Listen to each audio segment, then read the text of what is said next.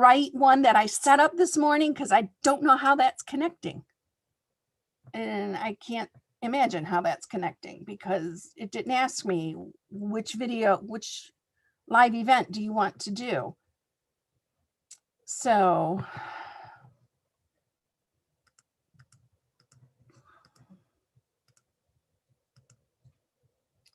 let me see if I can. Yeah, let me delete this one. There's 17 people over there waiting. Darn it.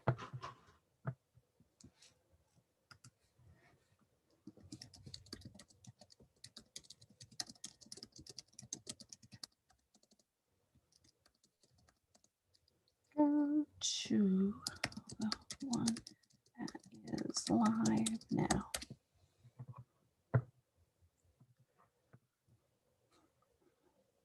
And hopefully the people who are watching on the other YouTube video will see that comment and know where to go.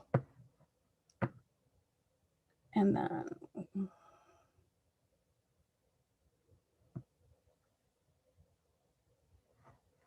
okay, so go here, go to my channel,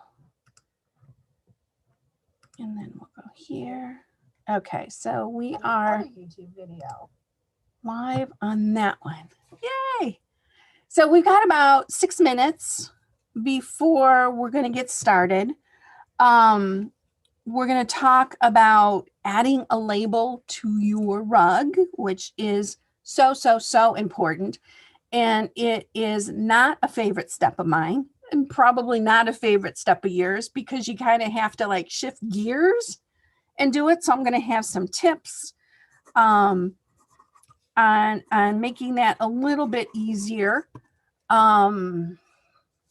If you have ideas on labels, feel free to, let me know about those.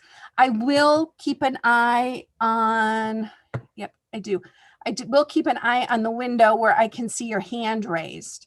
So if I'm making a point during the video and you want to chime in, just raise your hand. You all know how to do that, right? You open up the participants window, and at the bottom of the participants window is the raise your hand. Keep your microphones muted until we're ready to get started. For those of you on YouTube, we're still kind of preparing. We got about 5 minutes until we do go live. If you are a member of the Rug Hooking Journey, hop on over to the dashboard, click on the Zoom link, and join us here in the Zoom room, which is a whole lot more fun than just watching, right?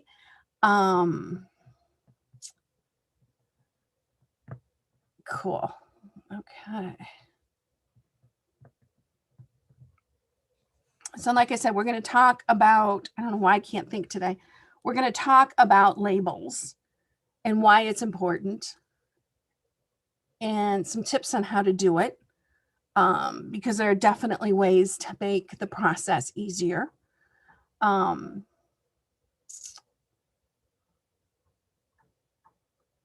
And we got about 4 minutes to go. So because we're here a little bit early, and some of this I've already talked with on the to the people who are in the Zoom room. I'm currently building a barn, and I'm not building it. The guys are building it. And all the stick stuff is almost completely done, and they're starting to put up the white trim around the roof. So it looks like the roof will probably be where they're going to concentrate. It's amazing how many little pieces it takes. They put the big trusses up and you think they're almost done. And then they got to put all the little pieces and cut all the ends off just so, and do all that kind of stuff. So that's what they've been working on all day today. But they've got another wonderful day, although it rained last night. So we went out to talk to them before we went to vote, because we voted today. And I thought I was walking inside the barn in the areas where the stone was laid down, but there was dirt there from when they drilled the holes for the support beams. And all of a sudden, when I was done, I was about 2 inches taller than I should have been because of all the dirt caked on the bottom of my shoes. So yeah. So they've been in the lift most of the day today, working on the edges of the roof. So that worked out really good for them. So, but I noticed this afternoon that it's drying quite a bit. So it looks, yeah, they're getting big. They're getting out the big pieces of aluminum. So I think it's time for a roof. How are we doing on time? We got about 2 minutes before we get going. If you've got questions about labels, this is a good time to put a comment in either the Zoom chat, or I will be keeping, I'm going to experiment with keeping an eye on the YouTube chat. Although it takes a little bit longer for the YouTube chat to show up than it does for the Zoom one. But I'll keep an eye on that. So if you have questions or comments, if you're in the Zoom room and you want to chime in on a point that I'm making, simply raise your hand. Just click the button to raise your hand, and then we will get started. We're about a minute out. I don't want to start early because some people work really hard to get here at 4 o'clock, and I don't want to scrimp and make it harder for them. So we'll wait till 4.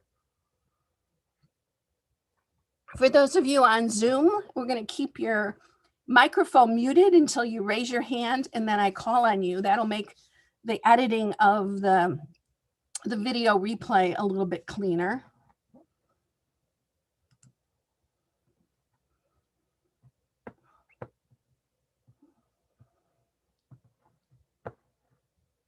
Okay. Well, that's going to flip over at any time. So I'm going to get started. I'm going to start the big ugly noise so I know where to edit it, and then we'll get going. So hi, everybody. Today I'm going to talk about how to add a label to your rug. Let me pin that. There we go. Oh, interesting. And my view on YouTube did not change. Okay, so YouTube, you're going to end up with a strange view because it looks like it's only going to give me gallery view. But on Zoom, you guys know that you have the ability to change it from gallery view to speaker view. If you want to see me bigger, you know, so that you're not trying to see my little tiny square, you could click on speaker view, and then my picture will come up nice and big, and it'll make it a little bit easier for you. And it looks like it fixed itself on YouTube. It's just running really slow on YouTube. So I'm not sure what's going on there. Okay, so adding a label to your rug is important from the standpoint that,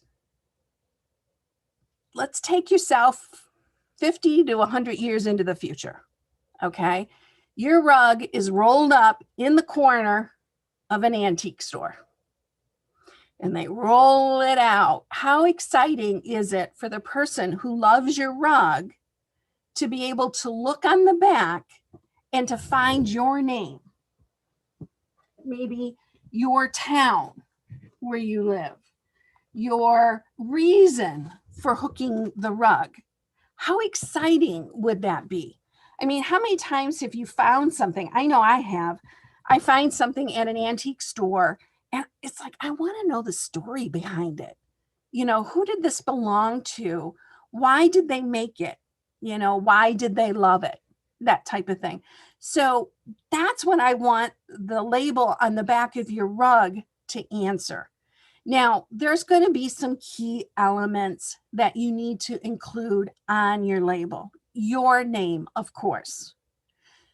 If you don't want to include your address, at least include your hometown, where you are when you're hooking it.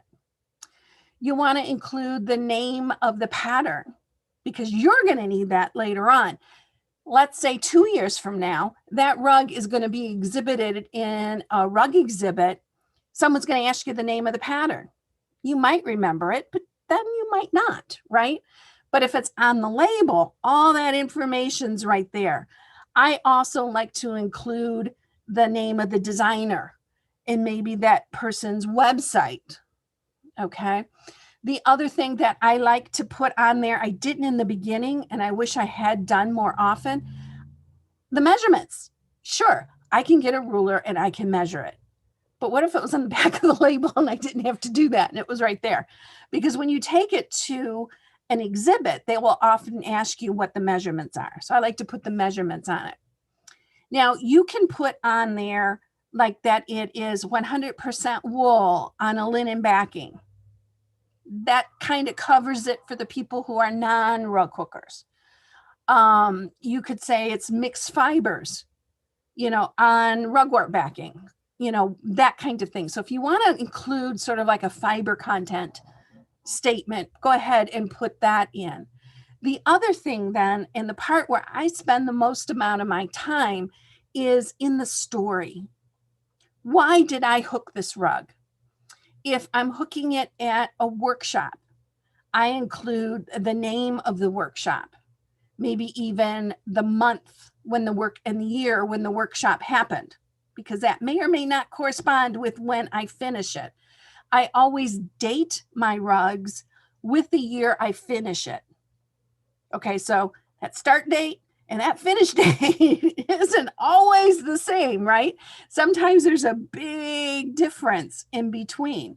So I like to put that on there. I also like to put the name of the teacher that I had at the time, because I'm not going to remember that a couple of years from now. So that's another great way of handling that. Now, let me see if there was anything else on this. Of course, this one's an older one, so it's not necessarily. This one also has like the pattern code from the vendor, which unfortunately this particular vendor is no longer in business. But there were times when people said, I want to order that pattern. I'd say, okay, perfect. It's PR 1112. It's right here. And so they could get on the phone and they could call that vendor and they could get exactly what it was that they were looking for. Now, I sew my labels on my rug. I've been asked by a couple people if you can glue them on. Quite frankly, you can do anything you want to do to your rug, but I don't add glue because glue is, for one, it's not reversible. It's not always permanent. And it could damage your rug, particularly if it's the wrong kind of glue. We spend so much time doing the hooking.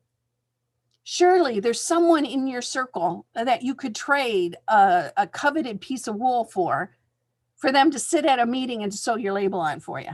I mean, if you had a beautiful piece of wool and you wanted me to sew your label on, I would do that. I would do that in a heartbeat, right? So if you absolutely hate to sew, there are other ways of negotiating around that and getting that done. Now, I print my labels.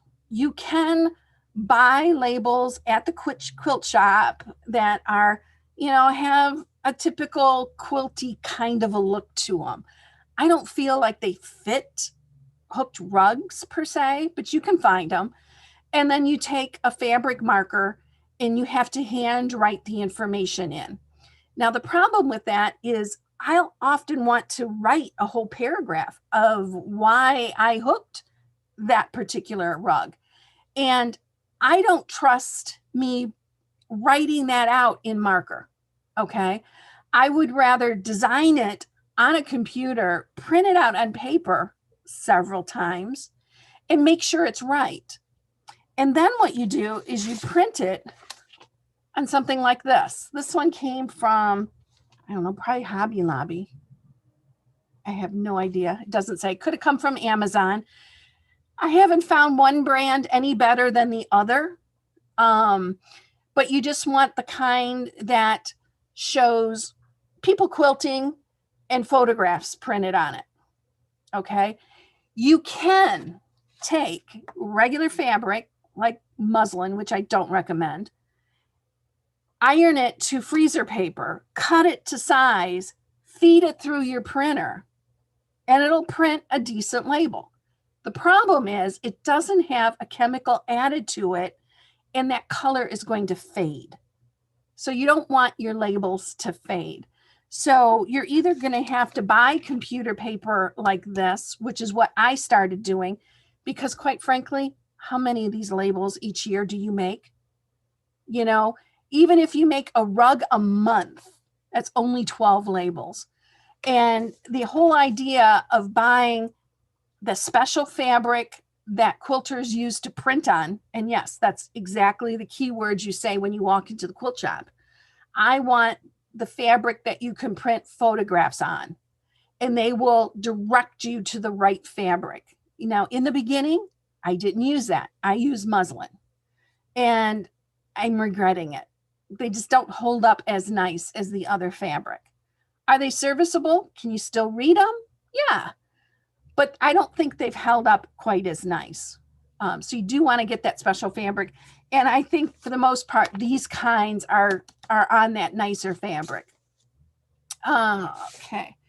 Once you get it printed, you're going to want to follow the instructions on the back of the package. Usually it'll involve rinsing it, letting it dry for so long, maybe ironing it, then rinsing it, then ironing it again to get it. It's going to depend on the fabric that you buy, what that little procedure is.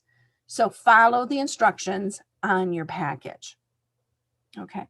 Once you've got it, and I usually fix it so that on a single sheet of paper, I'll put a label up here and I'll put one down below. And I can tell if they will fit because I can cut them apart, fold it back like a seam allowance and see if it'll fit, because the size of this is the size of this, right? But my best advice is print it on paper and then stop for the day. Don't print it on fabric the same day you print it on paper.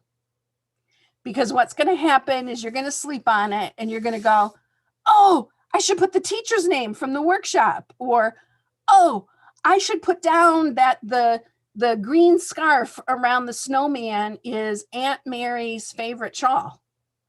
You're going to think of things that you didn't think of when you were concentrating on making the label.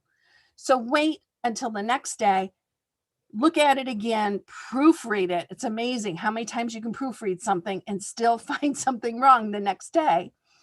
Then if it's perfect, then go ahead and print it on the fabric. Then follow whatever procedure the back of the label says to do with that fabric. Once you've got it to that point and you've got it printed on the fabric, then you could fuss with folding back the seam allowance and doing all that kind of stuff. I don't like to do that. That's too fiddly for me. So what I've done, and here I have a piece of the old red dot, and I've done that on purpose. I don't recommend using it. I recommend using my new dotless red dot. It'll work perfectly for this. Or use a spent dryer sheet. You know, either one will work. But what you do is you put it over this, the printing, and you stitch it completely on all four sides.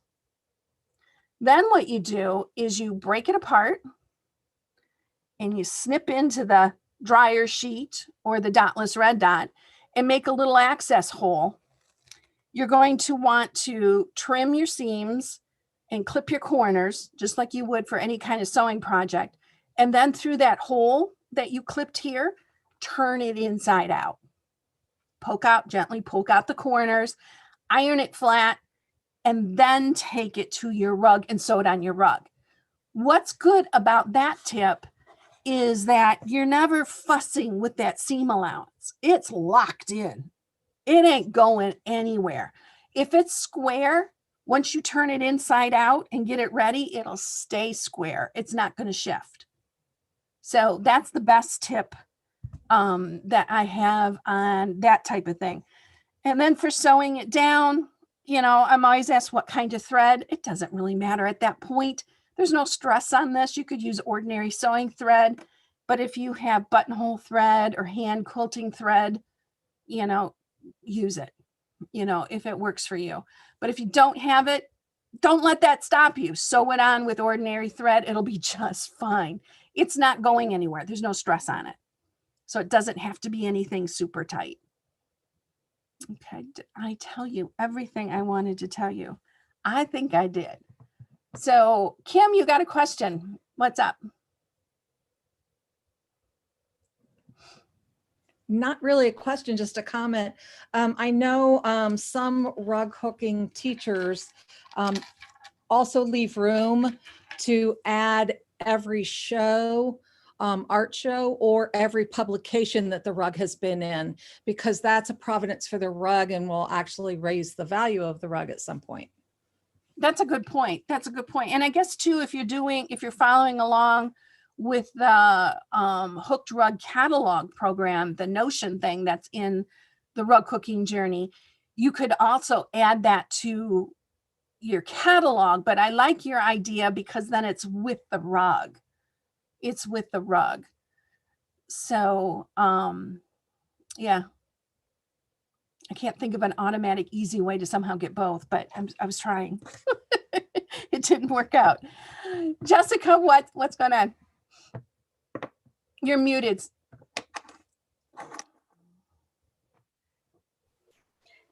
Didn't you at some point mention something about writing or stitching in your contact information behind the hooking on the back? Yeah, you could, yeah, for security. Now, I started adding this to what my teaching guideline was when you start a project. You know, you get a commercial project, you get it out of the plastic bag. The first thing you do, make sure it's the right pattern. And then if it is, then draw the straight lines to make sure it's on the straight of grain. You know, then make any adjustments that you've got to make. Then pick a spot on the back of the rug, but inside the area where you're going to be hooking, and put your name and whatever qualifying information you want. Some people put their full social security number.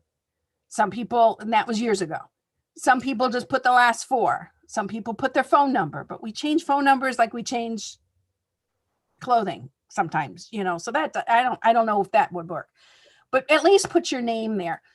The idea of that is that if someone were to steal your rug, and unfortunately it's happened in a few cases, they can undo your label, right? Poof, your label's gone. Okay, so your initials are hooked in the front.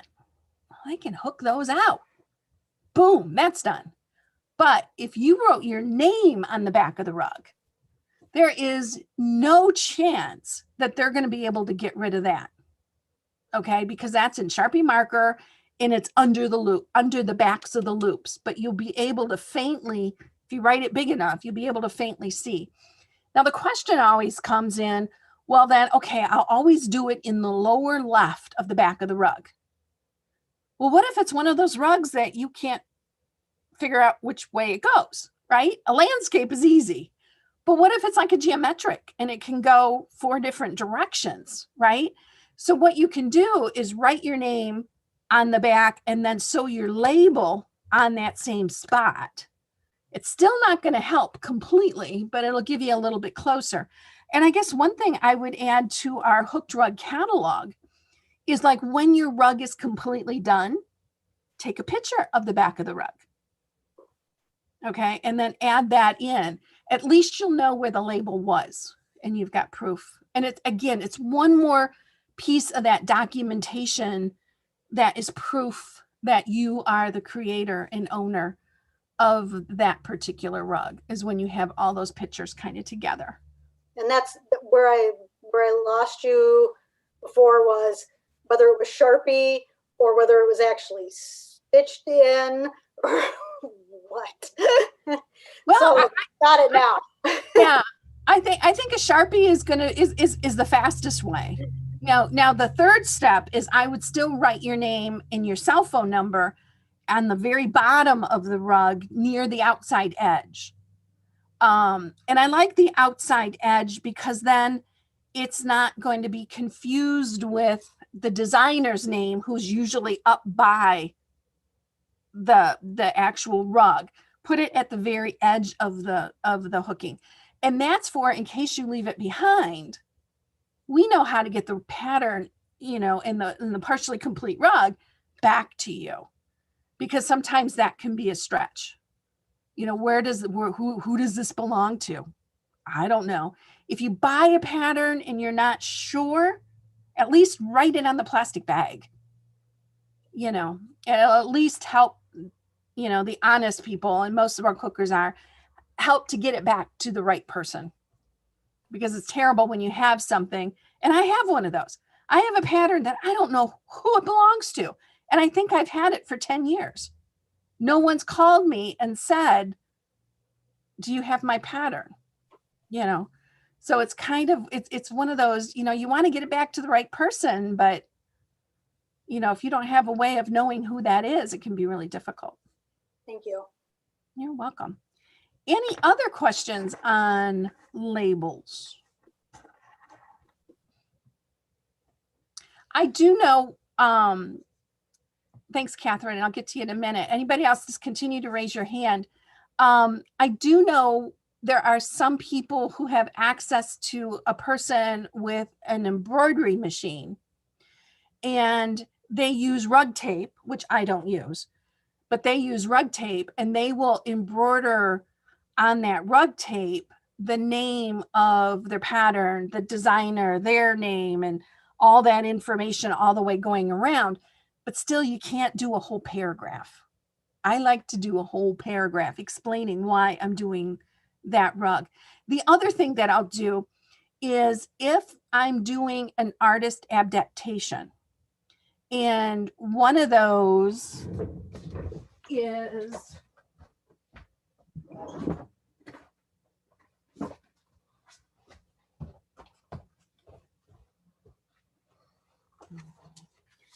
the label. One of the labels on the back of this rug is this absolutely delightful little letter from Miss Elena. And she heard me talking with her mom about getting an artist permission. And I had discovered how to search for an image on Google, and it made it so much easier. And wow, you can find anything on the internet in a heartbeat. And little Elena walked in with this because this is her original drawing. And she wrote me out a permission letter, and I felt terrible because I didn't respect, I told her, and asked her, is it okay if I do it? But I didn't get it in writing. Okay. So this little tiny thing, she's getting ready to trace it on a smaller version on a pillow for herself. She's now in her last year of her master's degree for library science. And she's 25 years old. So she's come a long way since then. But I put that letter, I scanned that letter in, and I printed it on a label, and I sewed that on. Now, when I think it's a McGowan show. If you have a rug that gets exhibited at a McGowan show, they give you a little label, a little cloth label, or maybe it's Celebrations. And then you can stitch that on the back of your rug. So you might have more than just one. You might have a couple of things on the back of your rug. And that might be one way of doing it, Kim. You maybe for each major one, you could make up your own little label if they don't give you a label and stitch it on. So Catherine, you're up next. And after Catherine is going to be Nancy. Okay. I was just, your labeling information is great. And I really like the idea of putting the dryer sheet or whatever on the back and just flipping it so you don't have to turn the edges under. That's really good. Mm-hmm. But my question was, do people still like put their initials or name on the front somewhere? Is this still, because I mean, that gives, I guess, some very vague a bit of information, but it isn't certainly as useful at all as a label.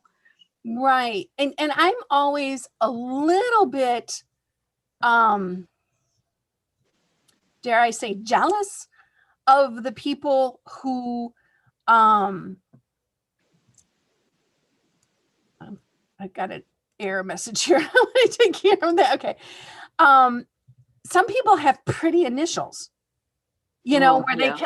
they can like put their initial letters together and it makes sort of a neat design.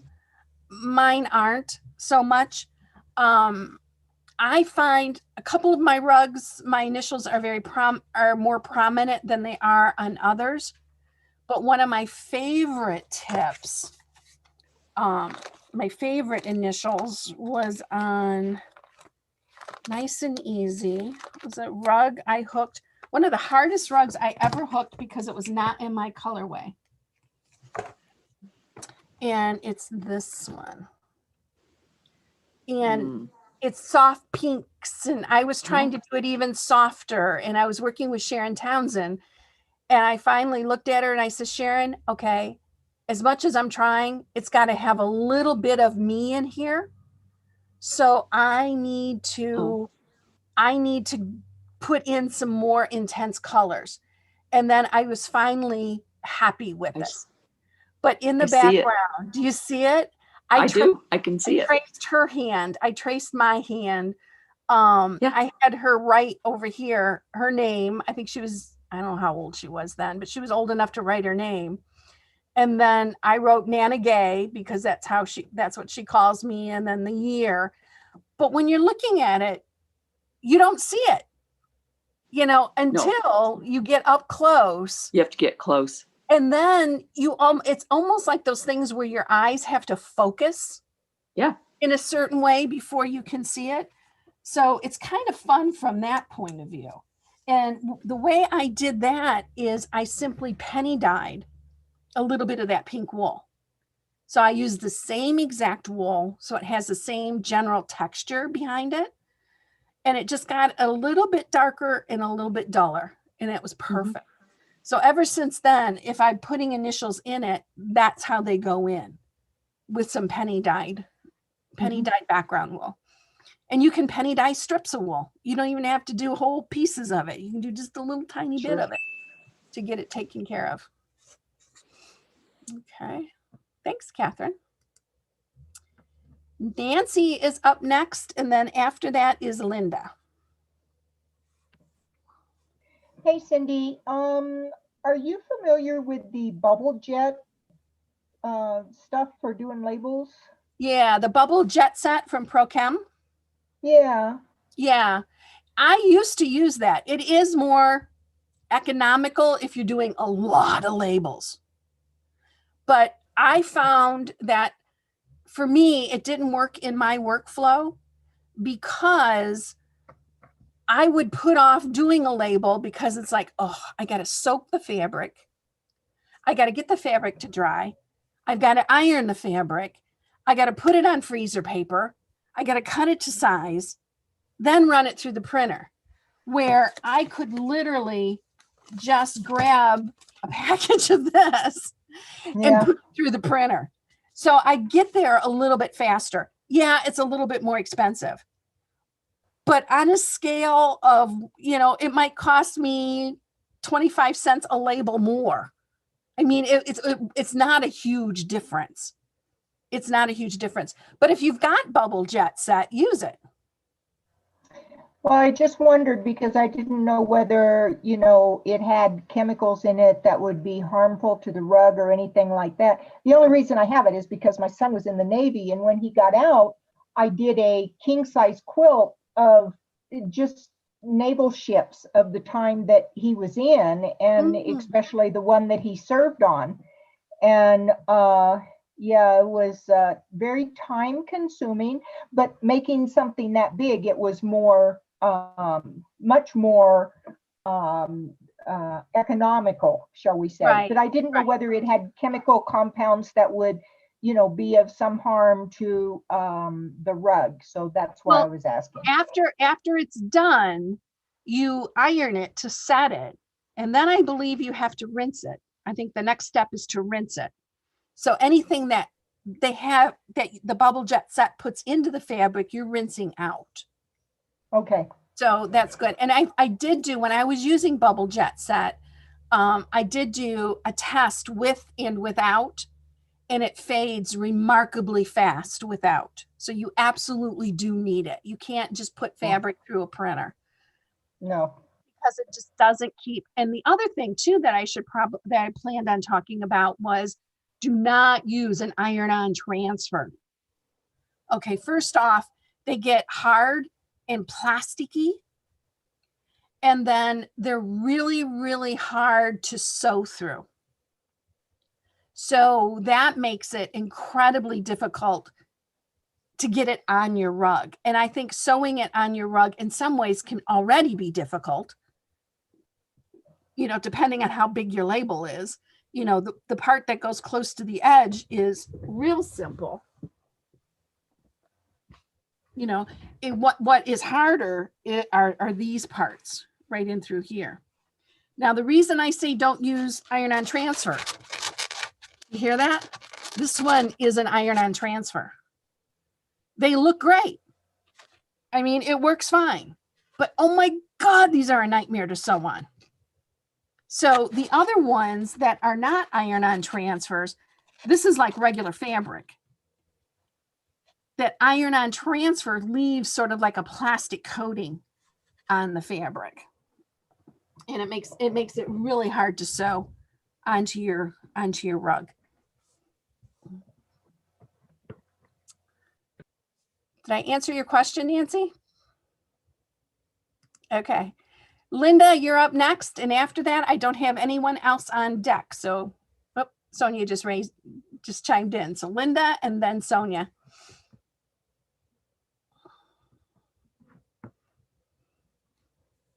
So Linda, if you're still there, just mute yourself and ask your question.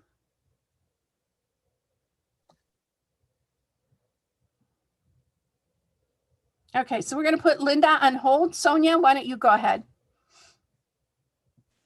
Yeah, Cindy, about sewing the label on, I mean, do you just use a little whip stitch or do you use a running stitch? Or when I tried to do mine, I wasn't able to sew it as neatly as I would have liked. Well, I'm certainly not a seamstress, even though I've been sewing forever. But the way I do it, let me draw. If this is the edge of your label, I will sew it so that all I end up seeing are straight parallel lines. Okay. And you do that by coming up, going down, and then traveling in behind, and then coming up, going down, traveling in behind. Okay.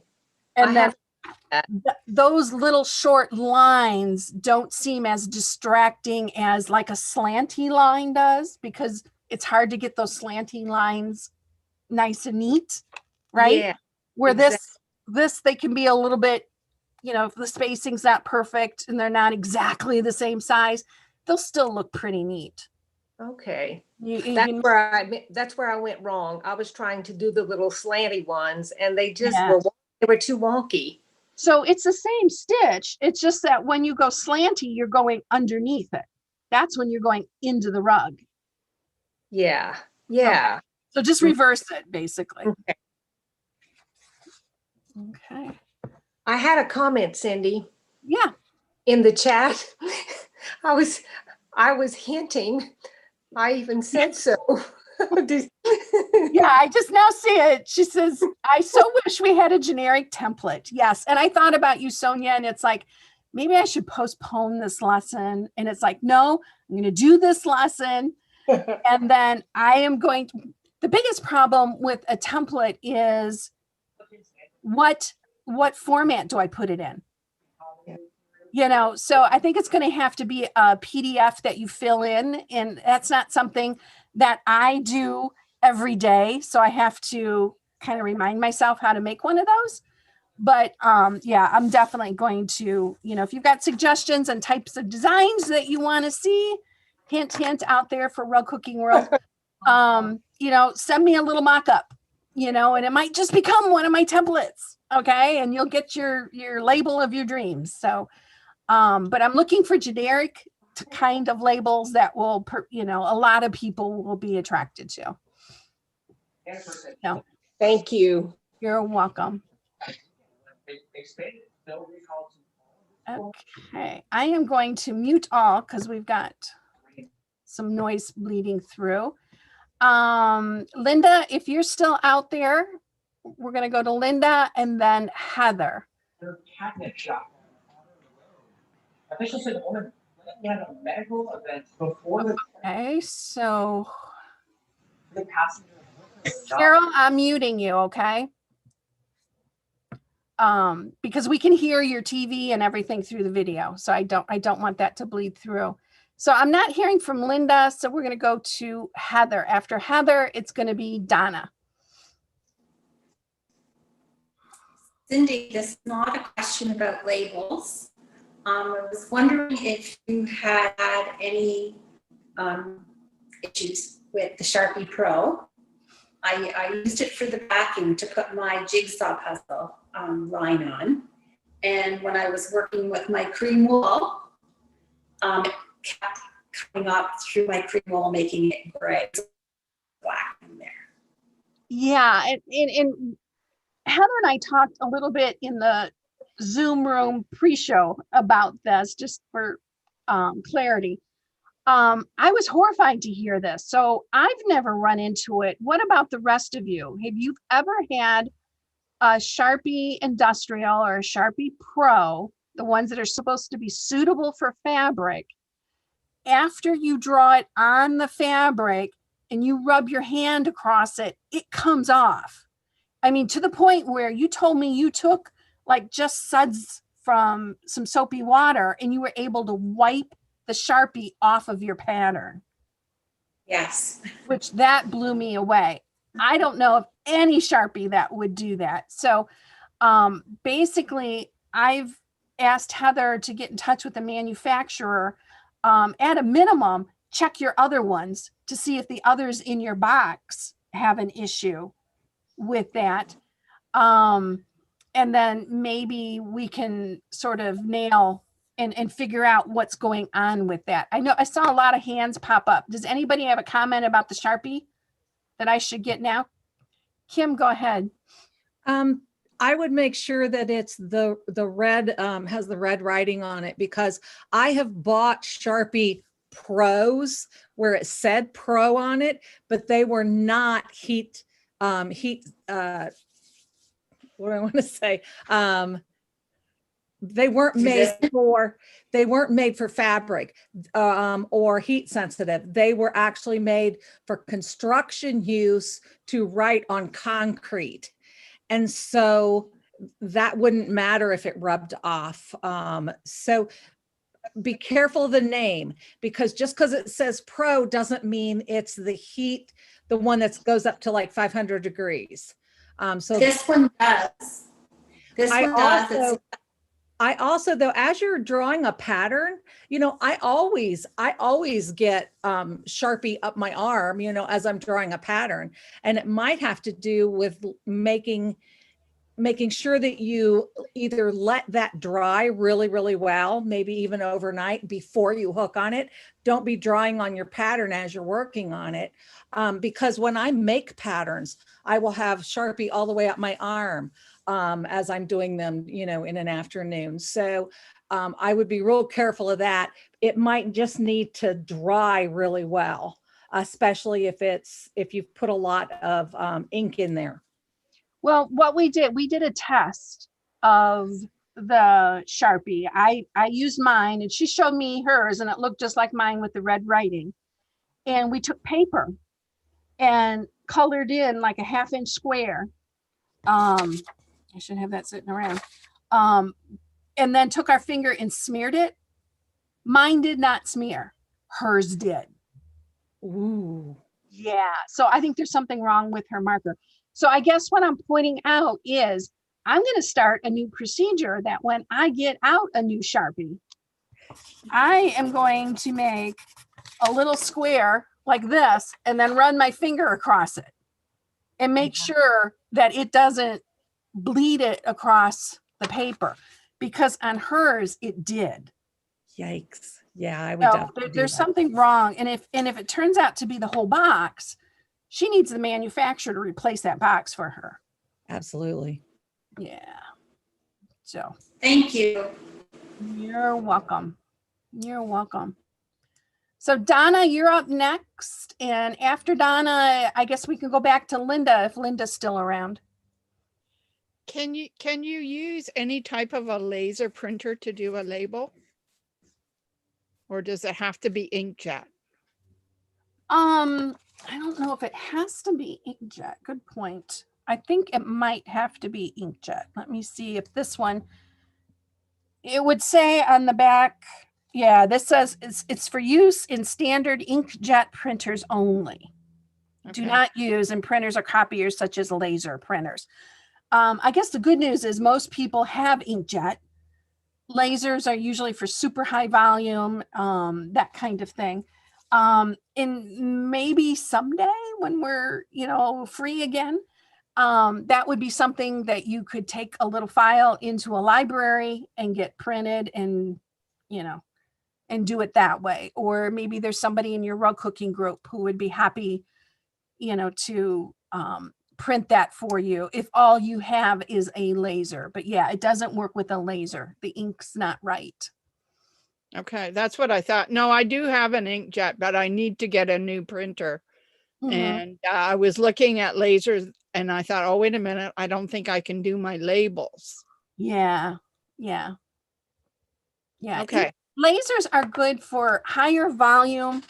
If you don't use them a lot, they can be a little bit finicky because I have one upstairs that I don't prefer and I don't use it very often.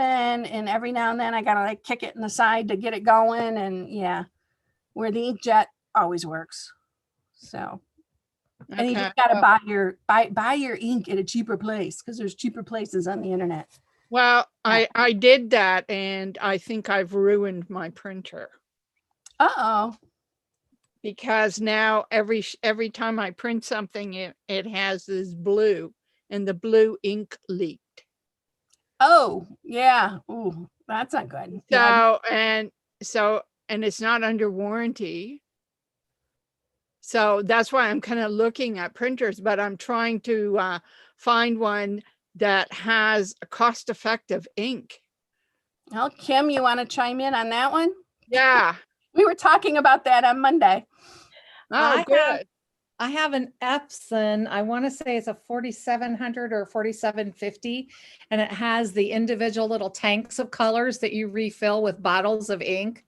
And I literally have had this printer for months. It was last fall when we got it, so it would probably be close to a year old. I print volumes of stuff, and I have yet to refill my tanks. If I was still on my one that had the what do you call them, the cassettes or the whatever they were, I don't even remember what they were called anymore. Yeah. Yeah, where you'd insert the thing. I would have spent hundreds of dollars on ink already. And so, and every time we had to replace just the black, it would be over $100 for a high volume black cartridge. And then when you do the color, it's over $100 for all three of your Yes, I colors. have the Epson Workforce. Yeah, I have the Epson that you refill with So- bottles of ink. And so they have Okay, so tanks. that's what I want to look for. Yes, they have tanks for each color. I highly recommend them. Epson's not the only one. I know, who else? What other printers are out there? One starts with a C. I know they have one. So just look around for them, but Canon? they're Canon. It might be Canon. Yeah, but look around. They're out there, and and my color that prints off of this printer is so much better than before. It's just unbelievable. So yeah, Oh, look for okay. those. Okay, thanks, Kim. No problem. Kim, In is fact, it I can have the exact name of my printer at the hook-in tomorrow. Okay, Perfect. okay, super. is it messy to refill those things? Well, how klutzy are you, Sonia? Kinda. No, I don't think it's messy. Can you make a mess? Yeah, but I don't think it's messy. But like I said, I've never refilled them. We only filled them at the beginning. And Wow. so it was not messy when we filled them at the beginning. So Kim, when you got it, it didn't come filled with ink. No, You buy it empty. Yes, Yes, okay. yes. My husband's going to be interested because we spend a ton of money on ink and we don't even do high volume like, other people, I don't guess, but it's just amazing. Well, and those cartridges, I think, have a shelf life. Once they're in your printer and you've popped them open with an ink job, with a printing job, I think they start drying out immediately. And we haven't had that problem at all with this new printer. So, And there are some brands that my son found out that they actually have an expiration date programmed into them, so that once you open them and they go, yeah, ink cartridge initialized or whatever it tells you when you put a new one in, the clock starts ticking. And whether Well, it's empty or before not, you open them. It's It's before you before- open them, because I have two Epson wide format printers, and we stopped printing for a little while and put new cartridges in, and it threw an error message that they were expired. And they were brand new. Not that we had just ordered them. We had them here, but right? it had them here for about 6 months. And it Wow. threw errors about being expired. So it's the chip. The chip Mhm. has a date in it, Right. programmed into it. So, but it did let us print, but it told us, oh, well, we can't guarantee quality, blah, blah, blah. So print heads also, by the way. Yeah. Yeah. Hmm. Okay. So I think Kim's on the phone. So Linda, if you're there, you've had your hand up. Her camera popped on a minute ago. Okay, so I'm going to go to Carol next, and after Carol, we'll go back to Kim to see, or Kim, since you're off the phone, did you have something to say while we're finishing up?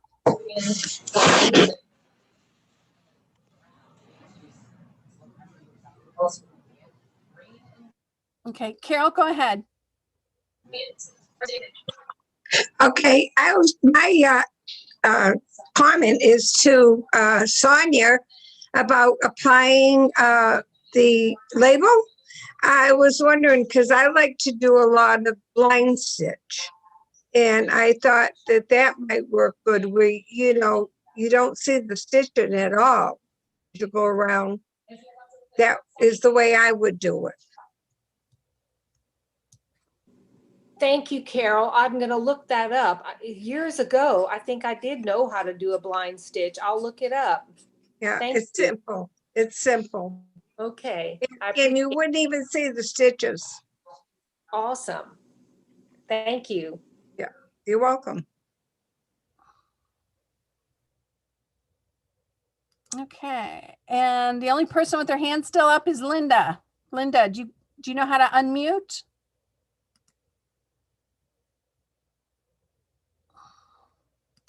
Okay, I think we're losing Linda. June, go ahead. You got a question. Yes, it was more of a comment. Yeah, we're talking about the ink.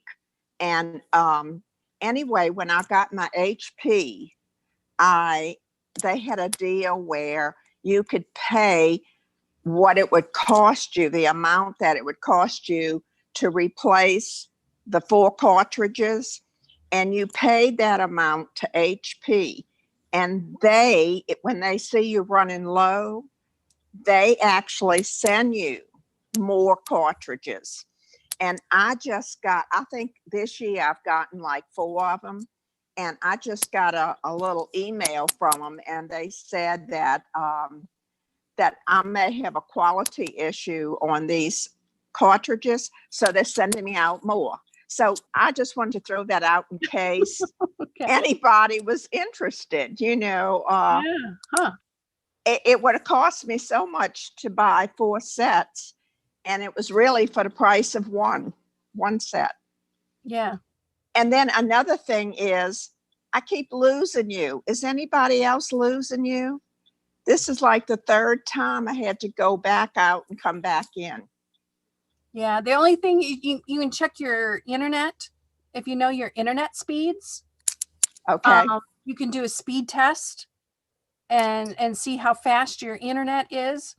If Okay. someone in the house has Netflix on, or if you have a phone that, will go ding, you have an email, it's accessing the internet. So you have to like turn that phone off or put it on airplane mode. Same thing for iPads. Okay. they're all going to suck up a little bit of juice. That's only important if you have a slower internet, which I've lived with for a long time. I now pay a fortune for probably what for most people in the city would consider a slow internet, but it's the best I can get. Okay, thanks. Yeah, but it should be okay. Okay, so I think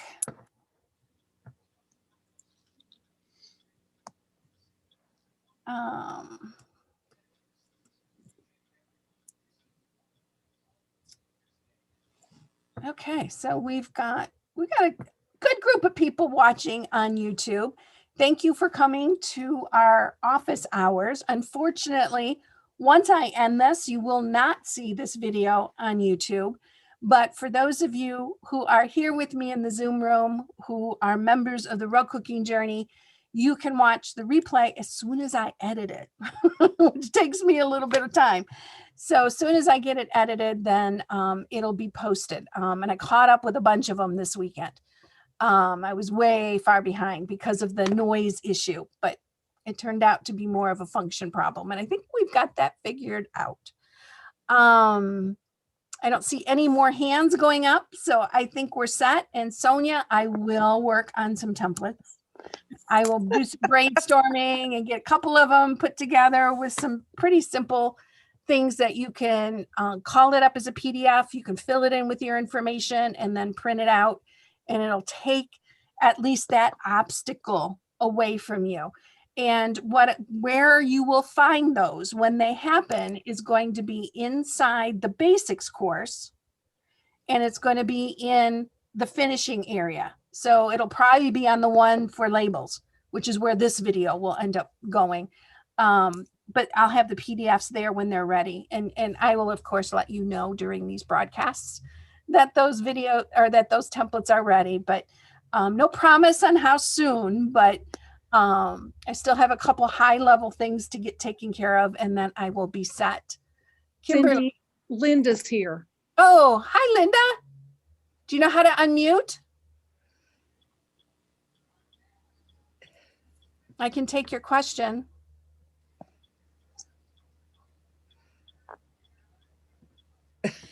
Nope. Okay.